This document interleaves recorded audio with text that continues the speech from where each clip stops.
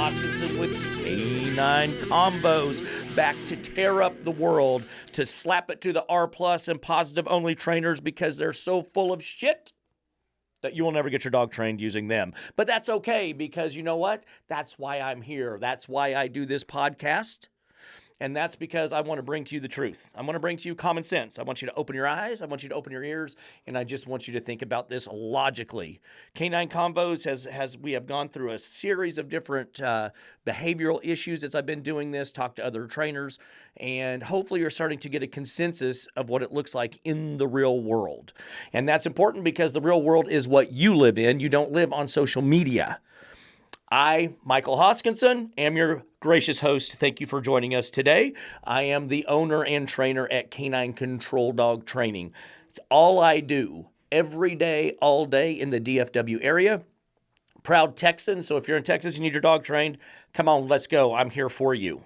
So we're going to get right to it. Why would my dog act aggressively to an unknown or known dog, whatever it may be? Why would it act aggressively? That's what we've been tackling. We had Miss Linda in here last week talking about it from her point of view and what she sees.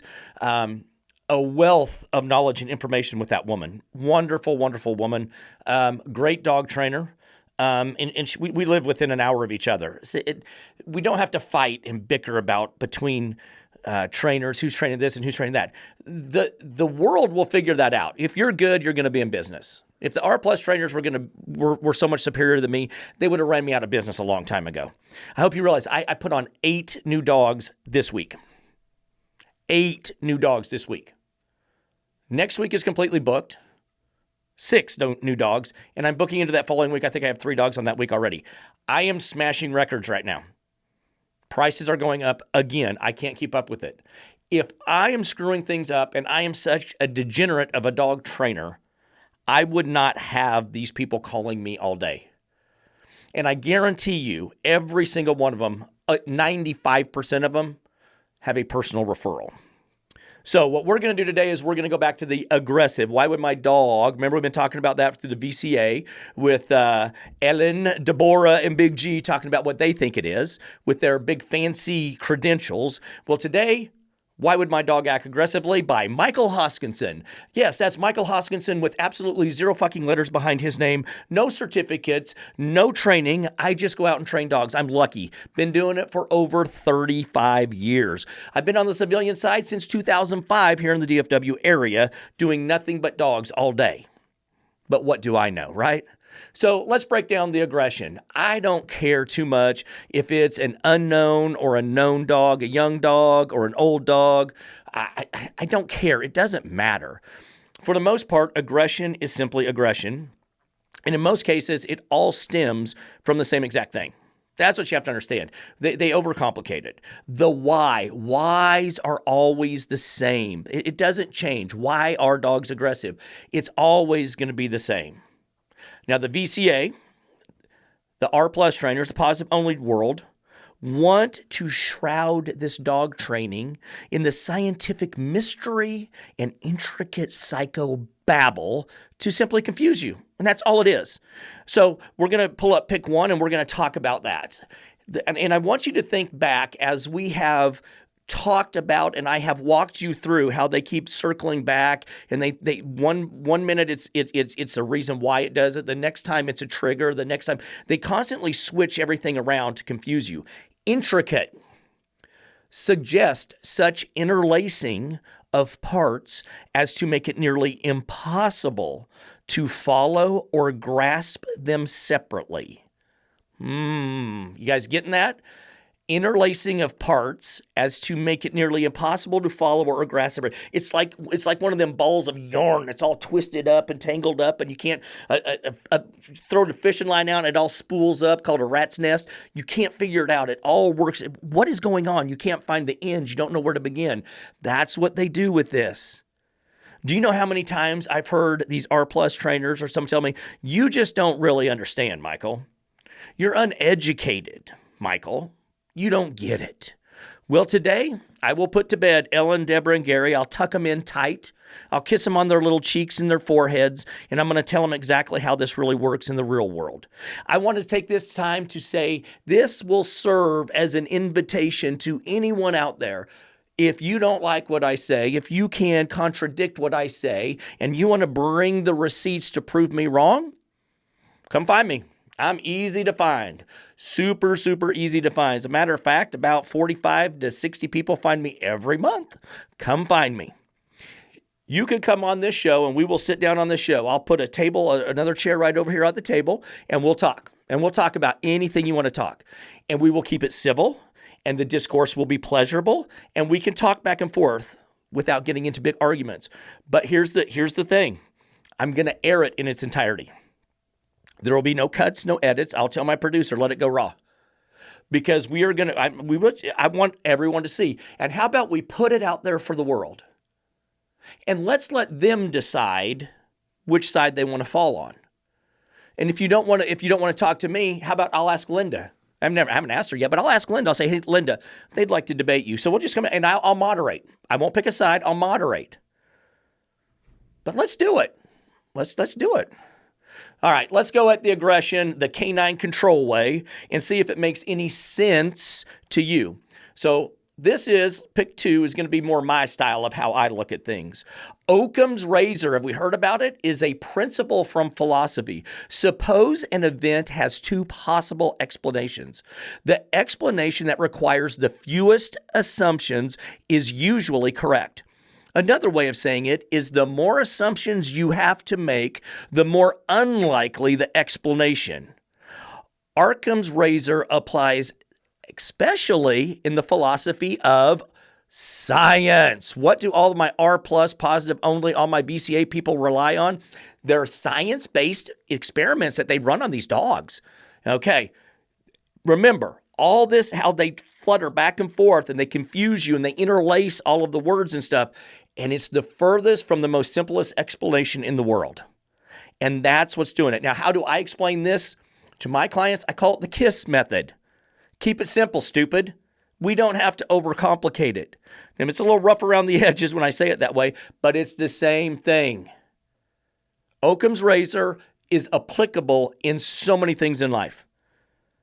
If you want to make things complicated, you're trying to add value to yourself because you don't know what the hell you're talking about. That's why the people that made the VCA and put all this publication out, they have to have 31 letters behind their name. That's supposed to give them accreditation. That's supposed to give them some sort of standing with you to make them think that this has to be complicated. Because why, if it wasn't complicated with people with 31 letters, 3 different individuals have to write about this?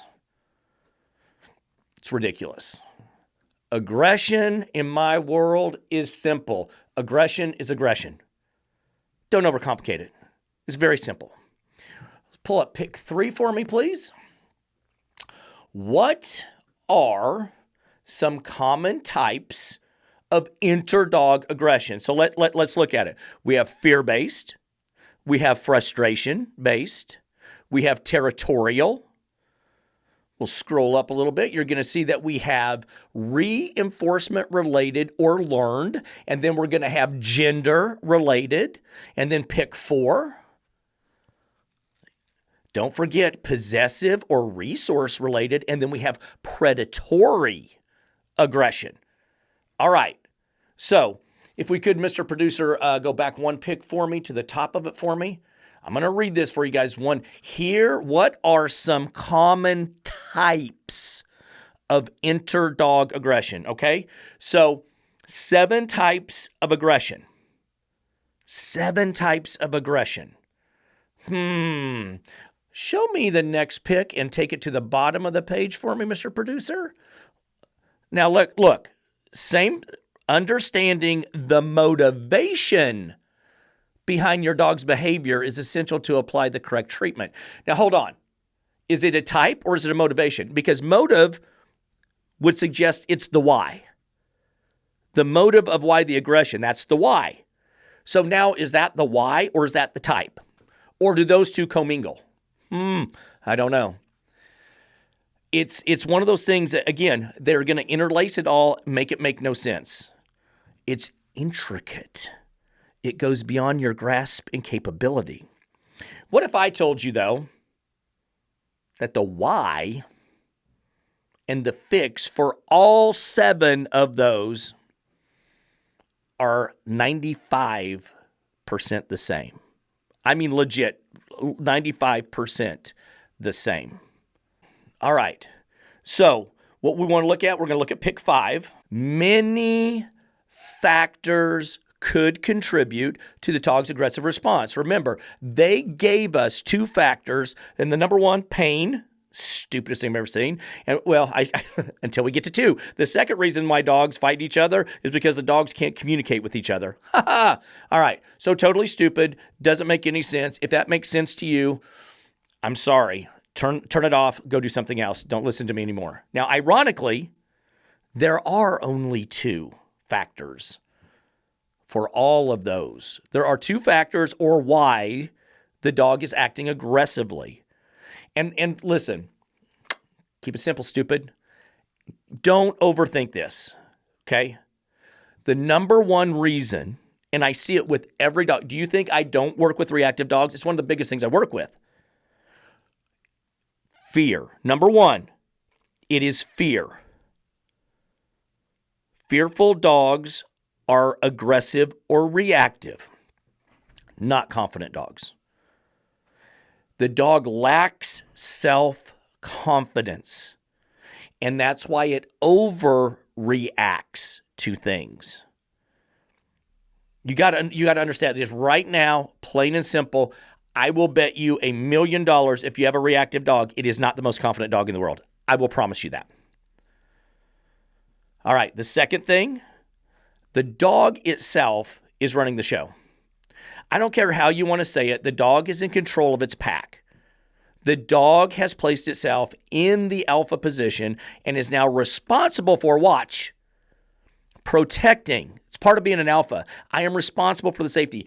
As the man of the house, the husband, the dad, I am responsible for the safety of everybody underneath me. It's a very primal thing that most all mammals follow the same principle. Dogs aren't this outlier that do things differently. Think about it realistically, okay? So what we have done is we have placed the dog in the position where it is now responsible for protecting and keeping safe the house, keeping the car safe, the backyard fence safe, the front door safe. The dog has to keep you safe on walks when other dogs show up. You are thrusting your dog into that position. Remember, I said I solve problems. We fix them and we move on. We want to spend time enjoying our dogs. So I take things, everything I do and all the training I do comes from a dog's perspective, not mine. Take the human out of it right now, people. It's a dog. It's not a human. You get it? It's a dog. It's not a fur baby. Get it out of your mind. It's not a fur baby. How come your fur baby bit somebody? Come on. Do you think dogs have the ability to act or think like anything but a dog? You ever thought about it? Do you think there's a little class they go to at like 7 weeks and they learn about humans and how we operate, how we do things on the human side? Do you realize if dogs understood human, then we wouldn't have shelters? If dogs understood human, we wouldn't need fosters. If dogs understood human, then Dallas wouldn't have 13,000 surrenders every year. Dogs understand human? Absolutely not at all. Get it through your head, people. Do they understand English? No, they don't understand English because they understood English. We would just talk to them and tell them what we want. 13,000 dogs in Dallas pound every year. 12,480 or 96% of them are going to be euthanized. And of those 96%, I can fix 99% of them in one lesson and done simply. But who am I? So let's tackle the fear first. So from a dog's point of view, the dog is not confident. Okay? That's the big part you have to understand. It's a personality trait. The shy, the timid, the scared dog. That's the dog that starts the fights. Confident dogs don't do that. Confident dogs actually stop fights before they begin. Confident dogs do not start fights. Fearful dogs do. It is a simple thing, people. I've had working dogs in the past. My working dog never went up on a dog and started jack shit. He finished a couple, but he never started it. And I've never seen him even begin. And he can whoop, both of my dogs could whoop most of them. And it's not going to be the biggest deal. But they never started it. The dogs that start the shit are always the fearful, the shy, the timid. Okay? So then I get the question, well, geez, Michael, what are we scared of? Why is the dog scared? And then I get, what is the dog scared of? Right? So we're just going to keep digging a little deeper. So why? Why is the dog scared? Remember, we're always about why. We're always about going a little deeper. We're not going to skirt around at 30,000 feet and throw hot dogs at it in Trazazone. The dog was born that way. Understand this, people. Dogs have personalities like people do. There are different personalities. The fear in the dog, the shyness, the timidness is an inherent makeup of the dog's personality. It's simple. I don't train dogs. I manage that fear for them. I don't get rid of the fear. The fear is still there. I'm managing that fear. I don't change dogs. You don't change them. If someone tells you you're going to change a dog, you're completely wrong. If someone is scared of heights, they are scared of heights. They're not magically one day going to work on the 100th floor and be happy about it. Can they someday walk up to the 100th floor, drop off a package, and come back down and not freak out? Yeah, that's plausible. Same thing I'm doing with a dog. If I have a litter of dogs, they do not all have the same personality. 1,000% impossible. 1,000,000% impossible. It never happens that way. If you have two kids from the same parents, they have different personalities. Inside of that litter, you will have several, even if it's a well-done breeder. It doesn't matter. Logan Haas is one of the best ones out there. And they still have dogs that end up going to the civilian because they didn't make on the work side. They're not all the same. So know that the fear is just part of the makeup of that particular dog. 2, what is it scared of? Well, it could be scared of a lot of things. Another dog, a person, a trash can, losing resources. It could be scared of losing a pack member. I had a dog that freaked out on one kid and one kid only. He wanted to eat the kid every time he came over. I even had a conversation with, dude, what did you do to the dog? You kicked him, you hit him. What did you do? Did you throw something and hurt him? What did you do? No, I swear. Now, it took me a while, but this kid had the biggest freaking fro I've ever seen. Huge. And one day, I was like, hey, put your hoodie on, tuck all your hair in, and go in there. Dog didn't do anything. Dog was okay, walked right up to him. Looked a little confused, but he went right up to him. Wasn't growling, snarling, jumping, biting, doing none of that. So apparently it freaked the dog out. The guy looked like he was a walking, living bobblehead. I don't know, but that was what the dog is fearful of. The fear is always there, though. That's what you have to understand. And it doesn't matter what pulls that end behavior out. Those are the triggers that show you the end result of the fear, the aggression. I am fearful by nature. I'm fine. A clown walks in the room. I'm like, shit, I hate clowns. I'm scared of them. That's all this is. It's not all these different types. Don't fall for that. Why? Always back to the why, because the dog is fearful. That's what we address. Keep it simple. The what is not something I'm really interested in a lot of times. It's the trigger. It's not the dog's scared of trash cans. Great. We're going to go walk on trash day. It's not that big a deal. I'm going to fix it all basically the same exact way. Because what I got to do is the second part of it is I have to establish some leadership. Let's pull up pick 6 and see what we've got on this one. What are some common types of interdog aggression? Okay, So let's start with the first one. Fear-based. No, the fear is the why. That's why we have that fear-based aggression. The fear is the why. It's not because of the... Moving on. Frustration-based. It's because of the fear. What is the dog fearful of in the frustration base? Okay, so watch. Barrier. Barrier is generally the dog's territory. So you have a dog in the door barking or in the window barking or at the fence barking. That's territorial. The dog inside is being territorial, causing a response from your dog. Your dog is fearful that the dog is going to try to protect its territory because it's walking by it. Now you have, in that side of that one, you also have leash aggression. You have a fearful dog, right? Leash aggression generally is because the dog is tethered. It cannot flight. So when it comes across another dog, the only option it feels it has is to fight. Flight or fight. Leash, no flight. That's why lots of times dogs off leash don't show that same aggression towards other dogs, because they have the ability to run and move, which makes them feel more safe. Territorial. Fear of, I can't lose my house or I lose everything. The territory provides food, safety, shelter, and entertainment, the four basic components for all dogs to live happily. So yes, fearful of losing territory. Reinforcement related or learned. So here's where we get into the food. Food. You're rewarding the dog for being or feeling scared. So there's really not a fear-based part of that. It's the stupidity of giving a dog a treat when it's barking and going crazy. Like it's going to make it feel better because I had a little chocolate bar.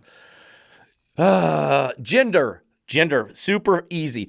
Fear of the other dog being dominant. Not so much gender, but it reveals itself in gender sometimes. Sibling rivalry, for example. Two females, 90 to 95% of the time. Let me get more specific. Those two females will be within 2 years of each other or plus 10. So that's gender related. The other one is intact males tend to be another source. And again, that's going to be 5-10% of the time I have these others, right? So male on male aggression is actually not as common as people think. But look, you want it for basic, you want real science? Two intact males, what's the big thing they're fighting for? Who's going to breed with the female? That's what it's all about, people. It's a dog. That's what it thinks about, is continuing species and continuing a line. It's not trying to date your dog. They're fighting over who's going to be in charge, who's going to carry on the line. Let's go to pick 7 because we got a couple more fabulous ones to talk about. Possessive or resource guarding. Okay, it's the fear of losing a resource, food, toys, or even a person. That's what we got. You know how many dogs will growl away and snap at dad when he sits too close to mom? Get it all the time. They're guarding the person. They're resource guard. They don't want dad to take it. It's theirs. I've got it. Predatory. All right. It's fearful of letting the other dog be in control. It's a dominance thing more so than it is anything. Again, I don't even know why they throw that in there. That is such a rarity that you even see that. But the more I can throw in there and make you look at, the more intricate it becomes. All of those, understand this, the what doesn't really matter because the fix is basically the same. Now we come to the second factor, okay? So first one, I have a fearful dog. Second factor, the dog is running the house. That's it, people. Understand this. You have a fearful dog and your dog is in charge. That's the why. All I got to do is fix those two things and we're golden. And that normally happens in one lesson. The dog is running the house. The dog has assumed a position of authority over you. Your relationship with that dog is all kinds of fucked up right now. That's your problem. So what happens in the dog's mind? Understand, it's all about what's going on in the dog's mind when it's in control. So if the dog is in control, what it thinks is this: my human cannot tell me no. That's the first thing that happens. If the dog is an equal, or if the dog is above you in its own mind, it doesn't have to listen to you when you tell it what to do. That's why all of your dogs that are reactive or aggressive are like awful in the house. Okay? Now the second is that you have put the dog in a position of responsibility for you and your safety. That's what's going on. So 1, can't tell the dog no because you're not in a position of authority. 2, the dog is responsible for you and your safety. So 1, you can't tell your dog no. Someone has to be in control, people. And it's simple. It's you or it's the dog. There's no other way around it. Either you control the dog or the dog controls you. That's the way it goes. And it's all the time. It's 100% of the time. This is why people fail. Because we like to think we're consistent and we're not. But see, the dog doesn't want Monday, Wednesday, Friday. Going to give you Tuesday, Thursday, Saturday. We'll split Sundays. That's not how that shit works. Ever, ever, ever. That, you've got to assume that position. Okay? You have to have a consequence. Okay? If there is no consequence for a behavior, it will continue. I mean, this bullshit about never correcting your dog is the worst advice someone can give you. I didn't even pull that slide up because even when I talk about it now, I'm already getting upset about it. There must be correction. Correction is key to establishing you being in control. It's the key to establishing you're the boss, not the dog. If you shouldn't correct, then why should you praise? Right? That doesn't make sense because there has to be a positive for every negative. There's no such thing as a positive if there was no negative. There's no such thing as fat if there's no such thing as skinny. There's no such thing as tall if there's no such thing as short. There must be contradictory sides to everything, a positive and a negative. So why would I only praise but never have negative consequence? When both are implored or implied upon the dog, you will teach your dog twice as fast. That's why I do so much in one lesson. I stop, the nudge, the bump, the push, the paw, the lean, the bark, the hyperactivity, getting on furniture, scratching at doors, counter surfing, no barking and rushing the front door. I set a 5 to 10 foot boundary in 5 to 6 minutes. Never touch the dog. Come on, let's go. But I do it with a negative consequence followed with a positive reward. Oh, people. Dog point of view, not your point of view. That's where it all comes down to. If you're not running off the way the dog expects something to happen, we're in a lot of trouble. Inside of a dog pack, the correction is expected. The correction for dogs is expected by another dog. Make no doubt about it. With 100% assurity, I will sit here and tell you that over and over again. I will tell, what's his name? What's George's name? Zach George to his face. Correction in the dog world is exactly what you see it is. Don't tell me it's not, Zachy. It's 100% what I'm seeing, and it is expected because it happens amongst themselves. Well, how do I really know this, Michael? Correction starts at a very... Have you ever been around puppies when they're with their mom? Have you? Because correction starts at a very young age and it continues all the way into the senior years of dogs. And I'm going to prove it to you. Don't take my word for it. Let's open our eyes, let's open our ears and just watch and believe what you see. Let's roll 8.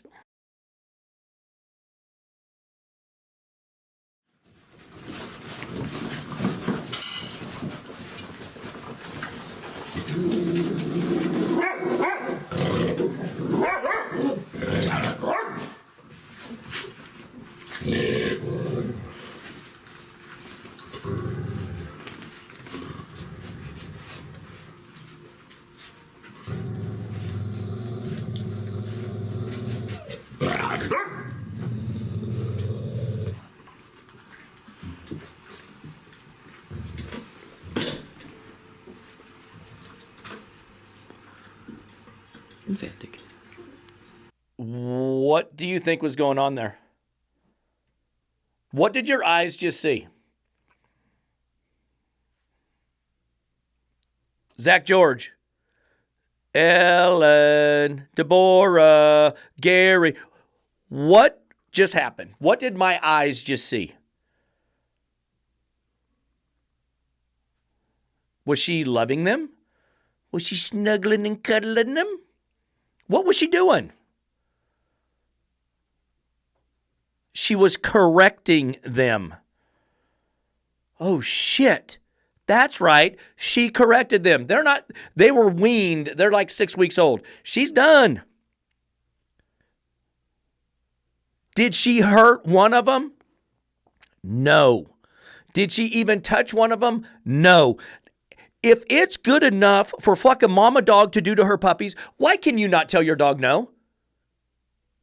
Why would Zach George tell you not to tell your dog no? Why does Ellen and Deborah and G say, no, don't tell your dog no. Don't correct your dog. Do you realize that mama dog stopped all that bullshit in less than 60 seconds and never touched a dog?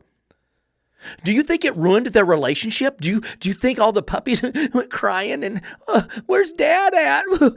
He went to get milk, he ain't come back yet. Do you think that's what happens, that like they hate her now?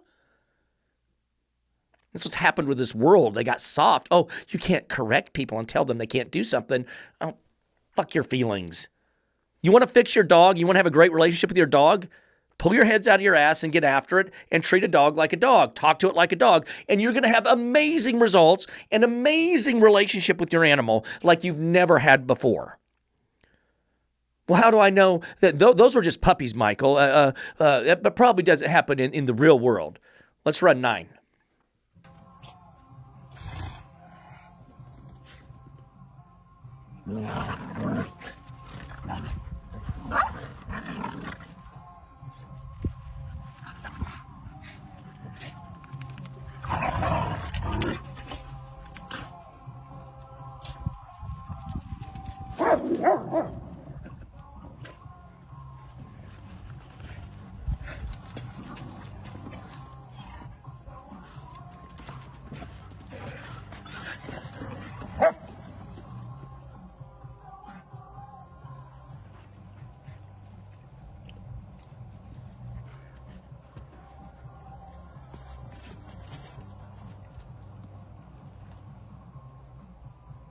Uh-oh. What happened?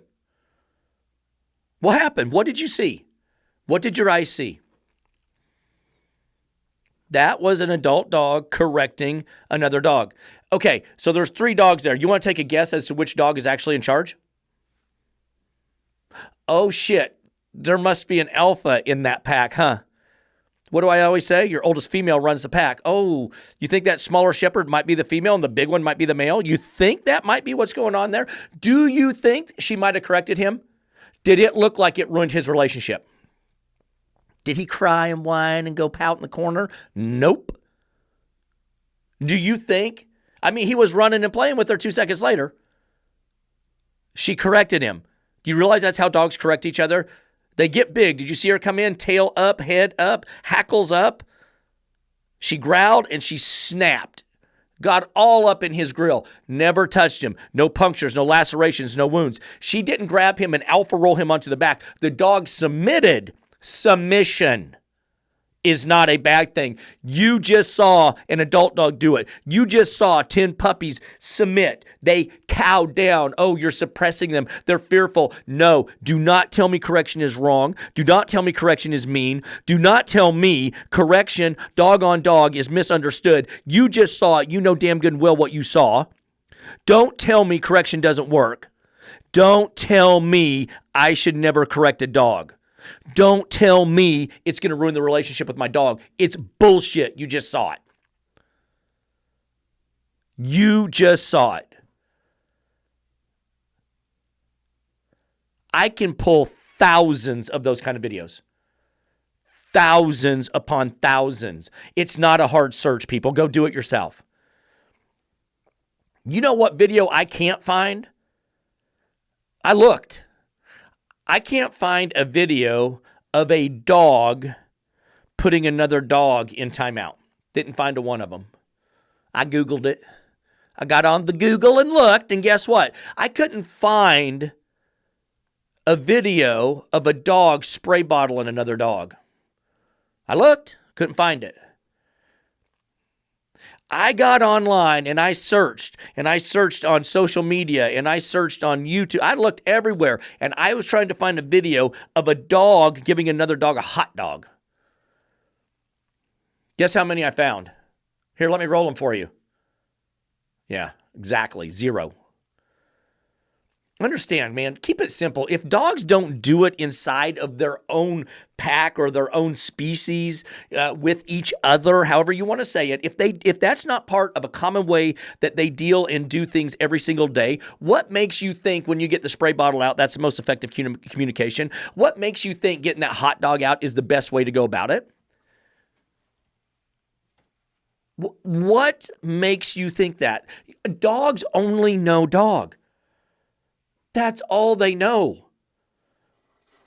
Yet we're going to go every direction but dog. You notice, everything but treat them like a dog. Oh. So let's talk about this. So we talked about the dog is running the house. The dog is in control, right? So the dog thinks it's the boss. Well, Michael, let's go deeper. Why would the dog think such a thing? Every house I go into, I'm like, what do you think the dog thinks the pecking order is in here? Who do you think the dog thinks is charged? And man, every time it's like, well, my husband's probably 1 and I'm 2 and the dog's probably 3 and then the kids. And I'm like, well, why the hell am I here? I might as well pack up and go home. If you're in charge, just tell the dog to stop it. And then all of a sudden the eyes get big. They're like, oh, well, maybe I'm not then. Good point. Just being honest with yourself will go a long ways at helping you and your dog understand each other and get on the right page. So let me ask you this. So dog on dog. There's 2 dogs outside playing. Do you think dogs play to have fun? Do you think an animal has the capacity to do something that isn't detrimental to its survival or its continued success or its living? Do you think, you know that picture of the dog sitting there playing poker and that it doesn't really happen. There is nothing an animal does. The only mammal that does things to have fun are humans. Do you think dogs play because they're like, man, let's go outside and chase each other around. It'll be the bestest day ever. There is purpose behind everything that animals do because they're trying to preserve life and the continuing of their species. That's what they know. It has not evolved in the last 10 to 15 years to be almost, one level below a human like what they want you to think. So when dogs are outside playing and they're nudging and they're bumping on each other and they're pawing on each other, when one dog runs by and hip checks the other dog, or one runs by and cuts the other dog off, the other dog almost falls down, or the dog stops and blocks the door and the other dog has to try to wiggle its way in, or when a dog jumps on top of another dog, or how about when a dog picks something up and goes to the other dog and taunts it and then runs off? What do you think the dogs are doing? All of it is competing to see who the boss is. Someone's faster, someone's stronger, someone can knock the other one down, someone can keep the toy away from the other one. It's all dominant play. Someone is winning, someone is losing. Play, as older dogs, establishes and then maintains a pecking order. That's why they do it every day. They don't do it every day because they're having fun. One is winning, one is losing. Now, here's the funny thing. Guess what your dog does to you all day? It nudges, it bumps, it pushes, it paws, it leans, it walks by and bumps you with its butt. It runs between your legs. It cuts you off when you walk. It stops in front of you. You have to walk around it. It crawls all over your couch. It barks and answers your door. It scratches at your back window. It countersurfs. Those are your dog's wins. The dog doesn't look at you and go, you're a human. I need to change it up. It means something different to a human. No, dogs know dog, and the way they dominate each other is the exact same way they dominate you. Those are their wins. You got to eliminate those. And as you eliminate those, you get closer to being in control. You've got to correct the behavior. I don't care how it gets done at some point. As long as it's humane and not causing the dog pain, you've got to correct. Does that mean you can use a flat collar? Yes. A Vasquez? Yes. A pinch collar? Yes. I don't care. Put a collar on the dog, some sort of correction collar, slip lead. I don't care, but you got to have some pressure and some release. Put the little handle. It's this big with a clasp. Boom, it's on there. Dog can carry it around. Minus your tiny dogs, under 10 pounds, maybe not, but let it drag a leash. at least you have some sort of way to correct the dog without involving your hands and you being the bad thing. It's detrimental to your success. Not only will those corrections eliminate bad behaviors, but it will move you up the pecking order. Okay, so let's say we've got that done. We've done some of that. Now we've established in our dog's mind that the dog's not in control. Okay? That's where you want to be. We have to get to that point. All right, so let's look at this. You can't tell the dog no unless you've established the control, okay? We got that? Everybody's on page with that? That was a little clunky, so I apologize, but that's where we're at. So, 2, the dog is now responsible for your safety. You have thrust your dog into a position where it has to be protective over you, or at the very least control the other dog, because you, the human, have proven yourself not capable of providing protection for yourself nor the pack. Okay? Can't tell your dog no because you're not the boss. Now the dog is the boss. So if the dog is the boss, this is what it has to do. Now remember, the alpha is responsible for safety of pack. We've already discussed it. Your dog is not confident, but your dog's ahead of you in the pack. What do you think your dog really thinks about you?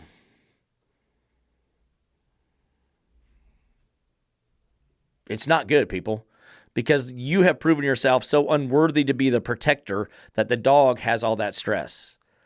All this sanctimonious blowhard bullshit from the R+ and positive only trainers, they'd rather see a dog full of stress and anxiety than simply fix the problem. It is so easy to do if you know what you're doing.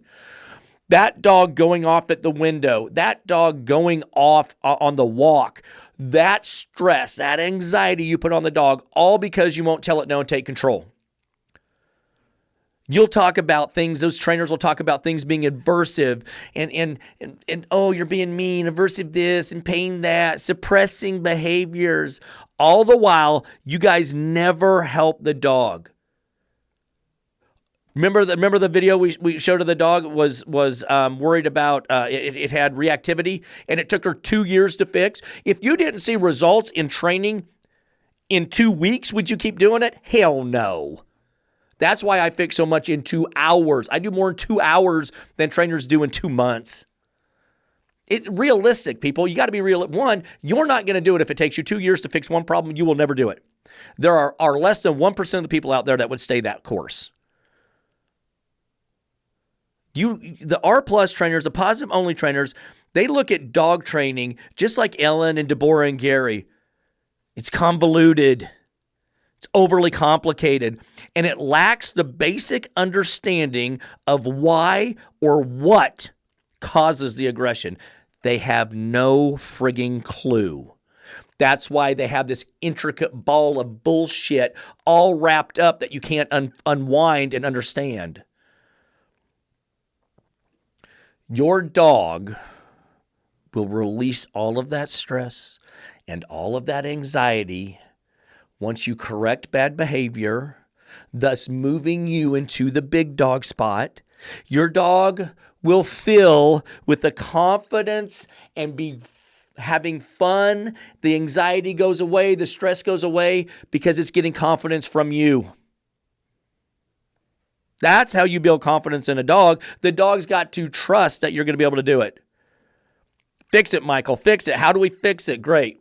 Step one, correct bad behavior. The nudge and the bump and the push and the paw. We're going to correct it, people.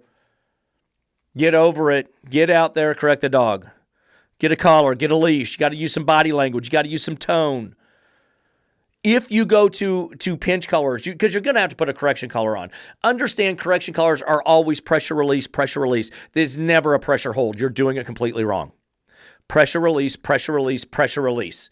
4 or 5 times, doesn't matter. The dog will change behavior. A lot of people go to e-collars. Great. I'm not an e-collar trainer. I use them, but it's mostly for all my off-leash stuff. you need guidance, right? If you're not a professional, find someone who is. Go seek help. It's the same as getting tutoring for your kid or taking an advanced class or some continued education. Go get yourself some training. Go with someone who has, my Facebook page has 1,500 different videos on it, and none of them are me. Those are all clients. I even stopped putting like walking and stuff on there. All I'm doing now is I'm just like, hey, tell me how the experience was. And I don't know how many I've got on there, 40 or 50 of them from just this year. When I remember to do them, I'm going to try to do them. That's all I'm going to put on there now. Just personal testimonies of what happened.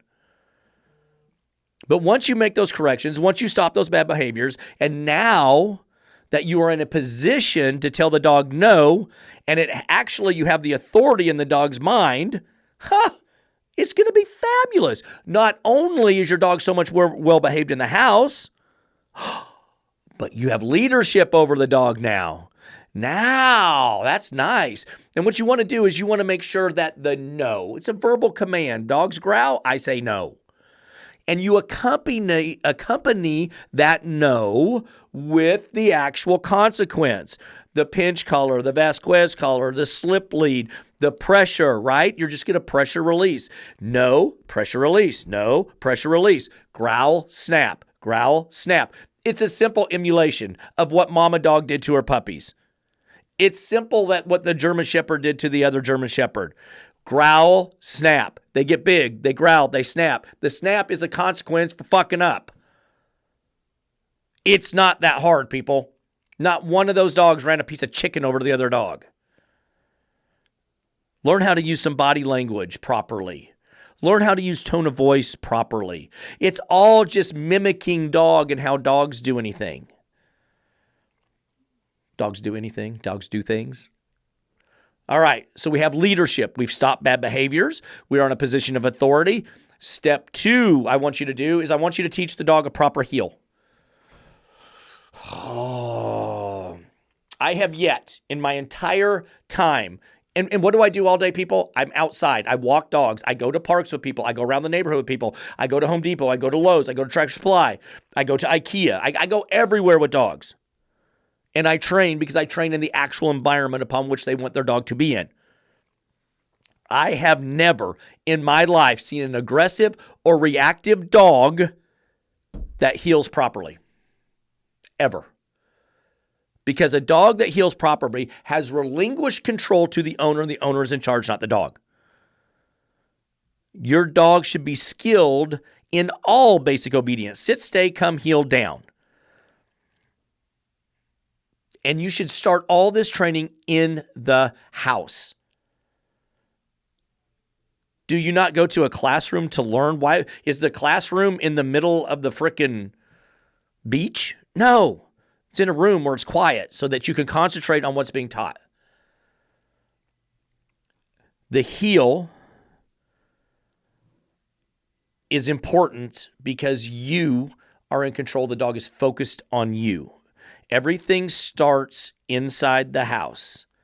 Then we're slowly going to move outside. Once I'm perfect in the house, I can train in the backyard, and I'll get perfect in the backyard. And then when I get perfect in the backyard, I'll go to the driveway. I won't even go for a walk yet. I'm just going to work on the driveway. When I'm good in the driveway, I'll go down the block and come home. That's it. Then when it's perfect and that's easy, then I'll go around the block. Then when that's easy, then I go around the neighborhood. Then I'm ready to go to the park. Then I go to a busier park. Then I go to a Home Depot. See, you just don't run out in the park and teach your dog to heel at the fucking park. When did that make sense? When I say that, you're like, oh shit, that makes sense, Michael. But let's look at the heel a little deeper, a little bit more in depth. The heel is a position of the dog. Do you think about it's a heel, H-E-E-L, not H-E-A-L, right? Where's your heel? It's the back of your foot, right? It's called a heel because that's where the dog's head is supposed to be. I'm not even worried about that. But your dog's nose has got to be 1,000% behind your toes. Dog's nose behind your toes. See a little rhyme there. Can you remember it? Keep it simple. Now, That's part one of the heal. Part two is it has to be on a loose leash. If you're holding your dog there, he's not learning a thing. You're forcing the behavior change. He's not learning to change behavior on his own. He's not choosing to walk. He's not choosing to be submissive and follow his leader. He is still challenging you to be the boss. So I need nose behind toes on a loose leash. The loose leash is the key. As the dog walks, that means it's focused on you. You're the leader. And now guess what? We have a couple weeks, 3-4 weeks maybe, of working in the house, correcting bad behavior, becoming the leader of the dog. And now we finally made it to the park. And guess what we see? We see another dog. How will Fluffy respond? Well, that's going to be on you, isn't it? Because now, as Fluffy looks at the dog coming, she's going to turn and look at you like you are the boss. That's your job, right? You are going to handle that dog, right? It's my responsibility now. It's not my dog's. I've taken that away from the dog. That is no longer a responsibility. It's no longer a stressor. It's no longer a fear factor for the dog because the dog, that other dog has to get through me to get to my Fluffy. But if you let Fluffy lead, then what's Fluffy going to do? Fluffy's like, oh shit, I got to take care of Dad too. It's you. Finally, the dog can sit there and be like, oh, you got it. I don't have to deal with it. So I'm not stressed out. Now, what's funny is as I'm doing that, lots of times that dog looks fearful. Yeah, it looks like, it's right there. It's right there. It's a fearful dog. I hear people, my dog looks scared, Michael. Well, no shit. We just told you it's a fearful. We came to that conclusion, 3 months ago. Why wouldn't it look that way? We haven't changed the personality of the dog. So when it sees another dog for the first couple of times, maybe the first, 2 weeks, even 3 weeks, it's going to look a little cowed down. It's going to, you know why? Because it's still fearful because you haven't been a leader long enough and proven yourself to be able to take care of the dog. So it should have a little bit of, I hope Dad's really got it until you can prove it. So as we get out there and we start interacting with other dogs, we got to start at a distance, people. If you're walking the neighborhood, opposite side of the street, dog's coming, shit, other side of the street. Lots of times I'll have people go all the way up in the driveway, turn around and face the dog, right? But I got to start at 40 feet and get the dog comfortable at 40 feet. This is threshold. We talk about thresholds. Don't push Fluffy past the threshold. Poor thing. Do you realize your dog won't do it on its own? So the 40 foot is my threshold. That's where Fluffy loses her shit when she sees another dog. So I work at 40 feet and I correct the behavior. And then that threshold's good. So now we go to 30. Then we go to 20 feet. Then we go to 10 feet. Then we go to 5 feet. And we get to the point where we just walk by another dog. It's a simple process as we go about doing this. I'm going to stop the dog and I'm going to sit the dog. That's it. Now, I always let the dog face the other dog. Let it see it. I mean, the dog already knows it's there. It's not like you're going to turn the other way and the dog's not going, I don't see it, so it must be gone. No, come on. Dog's smart. I want it to see the other dog, okay? Now, this gets so simple if you let it be. I don't care if the dog looks at the other dog, okay? I am watching my dog to make one move. And what I'm watching for is the ear pop. So my dog, generally a controlled dog, a trained dog, watches its human. And then when it sees a dog, it's able to come back to its human. Now, the reactive or aggressive dogs are usually pulling in ahead, so it doesn't matter because they don't care about their human. But when they see a dog, so I'm out there working my dog through this, right? And when it sees a dog, the first thing it's going to do is it's going to pop. The ears are going to come up They are going to pop and go right at what it's looking at. The head comes up and it protrudes out. The chest comes up. The dog is physically puffing up and getting big as it stares at the other dog. At that moment, you better hit the dog with a correction right there. Pop, release. Before it goes any further. If you continue to let Fluffy stare at the other dog, what's the end result? The dog's going to lunge, bark, and go forward. Okay. Ear pop. This is huge to understand. When the dog's ears pop, the focus is now on the dog. If the dog's looking at the other dog and it's chill and its head's kind of down and the ears are still back, you still have control as the handler. But as soon as that pop happens, you just lost your control. The dog is no longer thinking about you. The focus has moved to the other dog. Almost 95+% of the time when a dog ear pops, its mouth goes shut.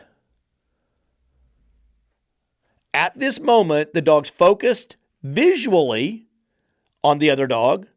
And now what it's doing is it's holding and it's processing to see, who is that? Is that George? Is that Frank? Which dog is that? Is that sumbitch that bit me last week?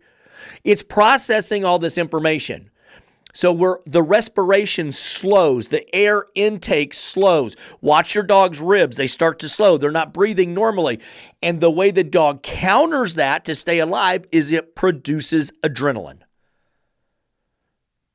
And the longer the mouth is shut, the more adrenaline gets into the bloodstream. The longer the dog looks at it, the more adrenaline gets into the bloodstream. And what happens at some point, if you allow it to continue, the dog's brain fills with adrenaline and it goes into fight or flight mode. Now you're screwed. Now you're not correcting Fluffy out of the position. You've lost. Now we walk away because we lost. The idea, correct the dog as soon as those dogs' ears pop. And you are going to correct that dog, little tugs on the neck and nose until the dog looks at you. And you'll see it almost relax instantly when it looks at you like, okay, worrying about that dog is not what you want me to do. Got it. Just like in that video, the dog's going to go, just like the puppies, just like the German Shepherd, remember the German Shepherd all the way on his belly. The dog has to look at you. The people mess up because they do this for a while, and the dog will look. But it's not lunging like it normally does. It's not growling like it normally does. So they let it keep going and keep going. Then all of a sudden the dog fires off after 2 or 3 minutes. Right? Because the dog's still focused on it. You didn't break the focus. The dog can't reset. I also had a client that was running on a pinch collar, and his dog has bit people. It was borderline aggressive, but it wanted to come after me day one. So we're on a walk, and we've been to the park, and things are great. And he called me. He's like, man, something's off. He said, when I check my dog, it yelps. The dog's never done that before. Never yelped when I've checked it. Never yelped when Dad's checked it. Every time I've been with him. And he's like, I don't know. It's just every now and then. It's kind of weird. I don't know what's going on. I said, the dog's over-adrenalized. He goes, what? He goes, you're waiting. I said, you're waiting too long.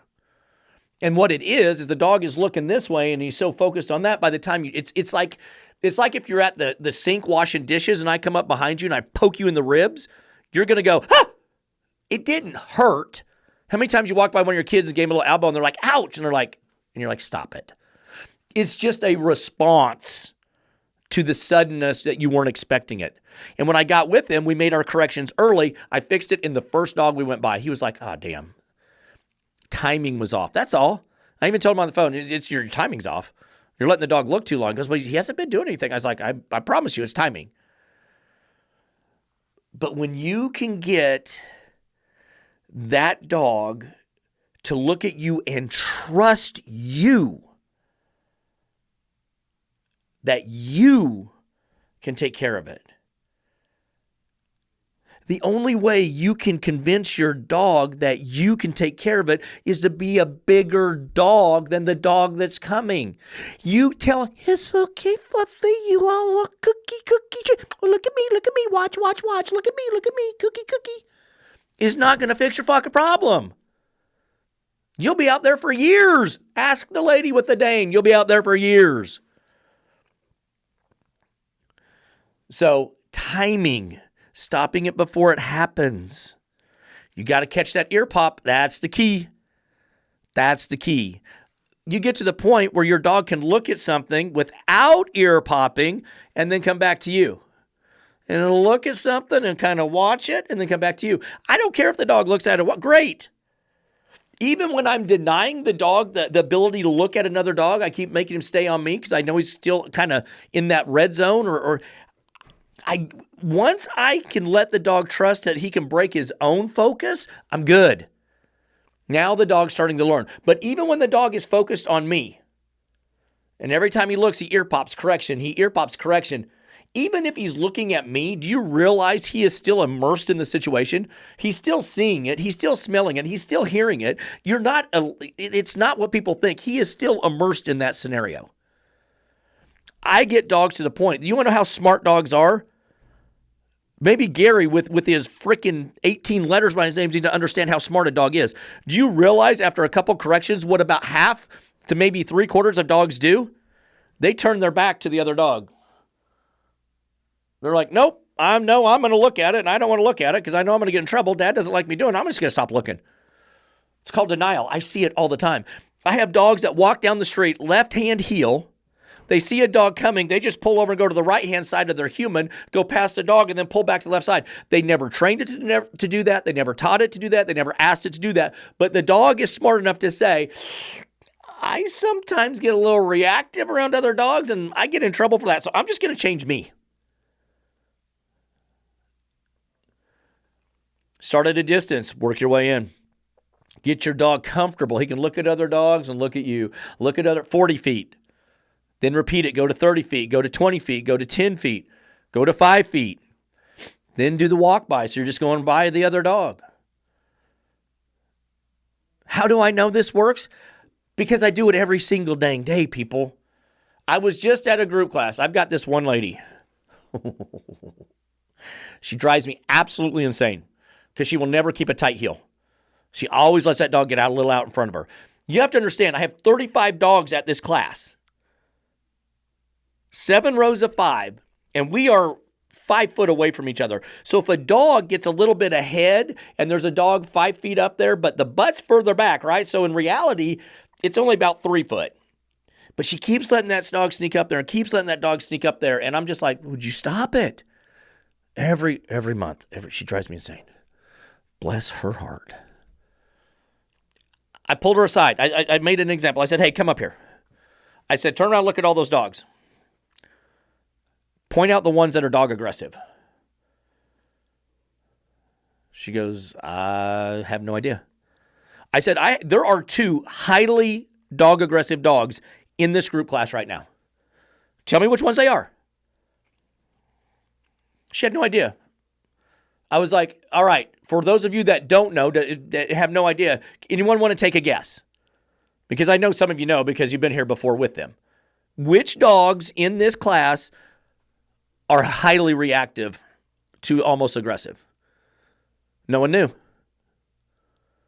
And they were in my lines, and they are doing work. And you would never know until something bad happens, like another dog runs up its butt or something. Do you think the dog's not going to respond? Again, we haven't changed the dog. You guys are crazy. If you can, at some point, years down the line, will that dog be able to play with other dogs?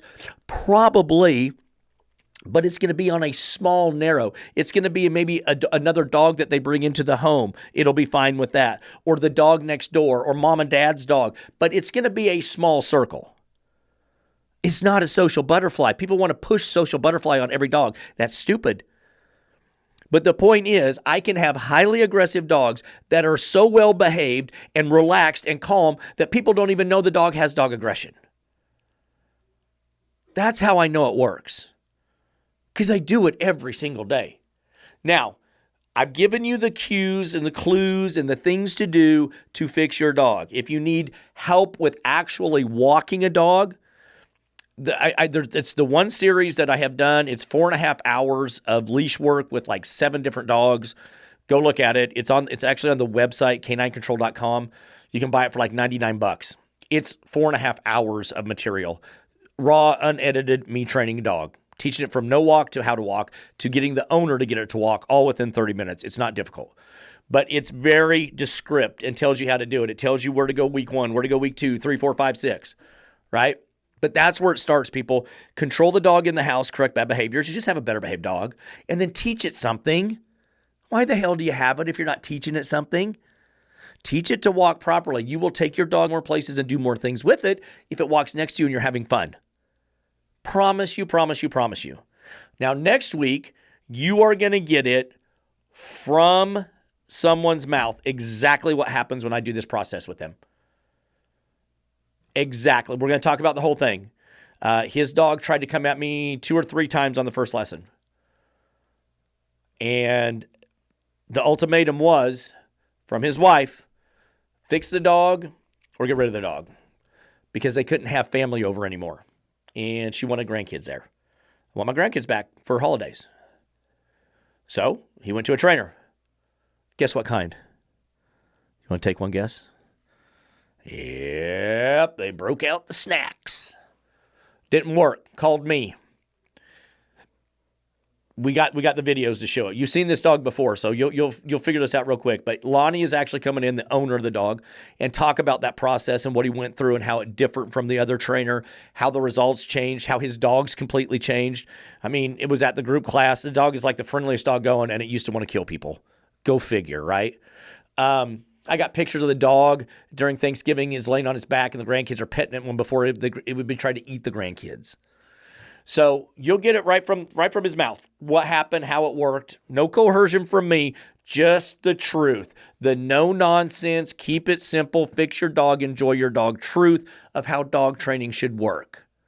Guys, I hope this has been something that you have looked at and said, man, it's making sense. I can see it. I hope it's also something that keeps you coming back for more information, more ways to help you and your dog have a better relationship so that you can go out there and do more things and have more fun with your dog. Less stress on your dog means less stress on you.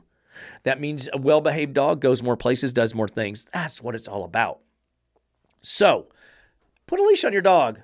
Put a collar on your dog. Go out and work. Have some fun. Make some progress. Develop a relationship with your dog where you're in control and the dog respects and listens to you and trusts you to keep it safe.